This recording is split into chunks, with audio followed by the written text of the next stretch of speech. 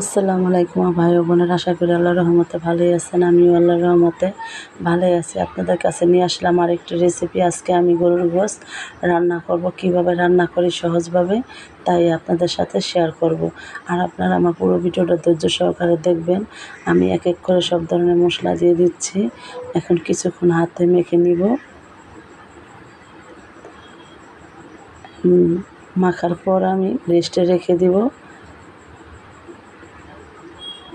আর আমার রেসিপিটা যদি আপনাদের ভালো লেগে থাকে, লাইক কমেন্ট শেয়ার করবেন। ইউটিউব চ্যানেলে সাবস্ক্রাইব করে ফেসবুক পেজটাকে ফলো দিবেন, আর বেশি বেশি শেয়ার করবেন। আর আমার ভিডিওটা ভুল মিনিট টেনে দিবেন না, ধৈর্য সহকারে একটু দেখবেন, যেন আমি নতুন ভিডিও বানাতে উৎসাহ পাই। এতে আমি ভালো করে মেখে নিচ্ছি। আর কিছুক্ষণ রেস্টে রাখার পর আমি চুলাতে বসাই এখন কষাই নিচ্ছি। আমি প্রেশার কুকারে রান্নাটা করছি, যেন তাড়াতাড়ি সিদ্ধ হয়ে যায় গোশতটা। ভালো করে কষিয়ে নেওয়ার পর আমি আলু দিয়ে দিলাম,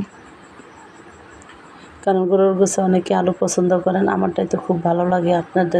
আপনাদের কাছে কেমন লাগে তা আমি জানি না। এই তো আমার রেসিপিটা হয়ে গেছে, দেখুন কত সুন্দর কালার এসেছে। আমার ভিডিওটা এই পর্যন্তই। আল্লাহ হাফেজ।